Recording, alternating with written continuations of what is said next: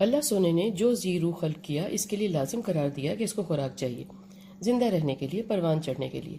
اس کو بڑھنا ہے، خوب بڑھنا ہے یا کم کم، جو بھی لکھوا کر آیا ہو اور لایا ہو، مگر فنا بھی ہونا ہے ہر صورت، یہ بھی ہر ایک لکھوا کر ہی لایا ہے۔ اختتام جو لازمی ہے، ہر زندگی کو موت ہے، ہر سانس کو آخر کار سکوت ہے۔ بڑھنا اور مرنا برحق ہے، لازم ہے۔ زمین آسمان چاند سورج کو بھی قیام اور موت ہے، پیدا جو ہوئے۔ ان کا خود کا ہی کوئی طریقہ کار ہوگا زندہ اور قائم رہنے کا، موت کا اور فنا ہونے کا ہم ادراک نہیں رکھتے۔ چاند سورج بھی زمین آسمان کے ساتھ لپیٹ لیے جائیں گے، کیسے اور کب کیا معلوم۔ یہ لپیٹ ہی ان کی موت ہو کیا معلوم، یا ان کو کہیں اور ہی کام پر لگا دیا جائے۔ ہمارے ہاں سے تو انا للہ ہوں گے نا، آگے اللہ پتہ۔ خیر، آ جائے انسان صاحب کی طرف باذن اللہ۔ یہ تو ماں کے پیٹ میں بھی کھانا مانگتا ہے۔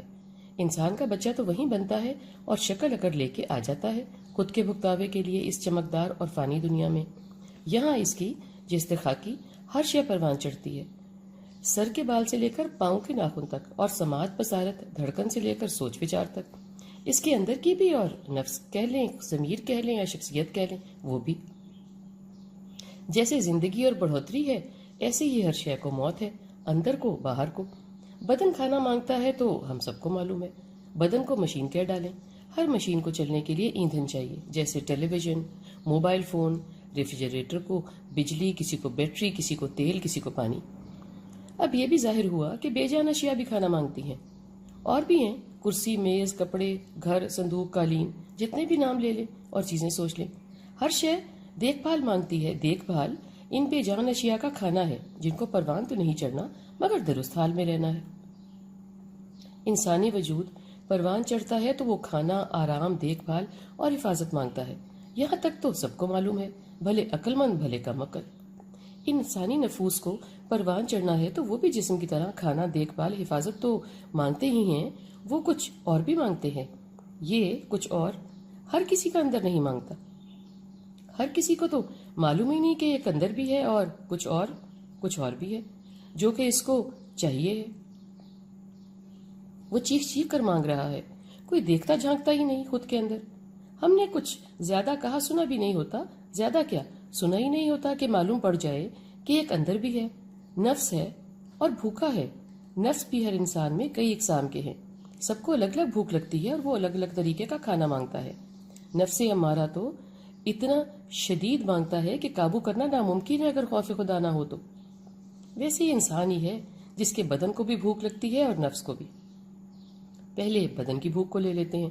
انسان کو ایک بھوک تو پیٹ میں لگتی ہے اور ایک اس کے باقی اعضاء کو بھی۔ سب کو الگ الگ بھوک لگتی ہے اور وہ الگ الگ طریقے کا کھانا مانگتا ہے۔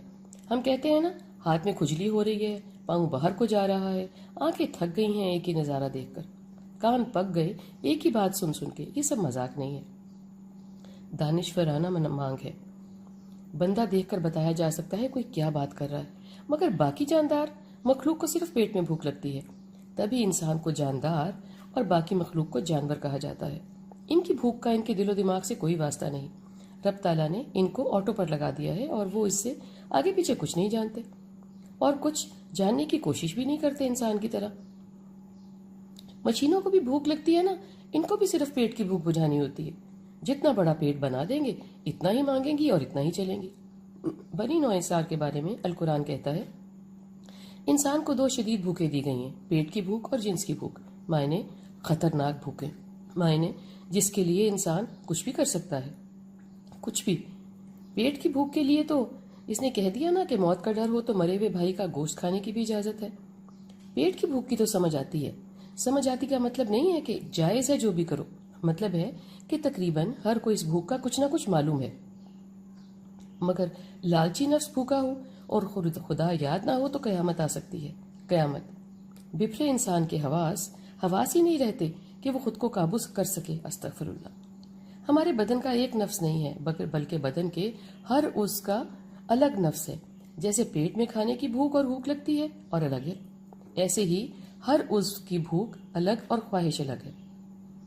جو ہر جلد باز اس چاہتا ہے کہ سوچتے سے پہلے ہی ہو جائے پوری، مزید سوچنا نہ پڑے، ایسے ہی ہر عضو کا نفس صرف بھڑکاتا ہی ہے، نکیل نہ ڈالے تو۔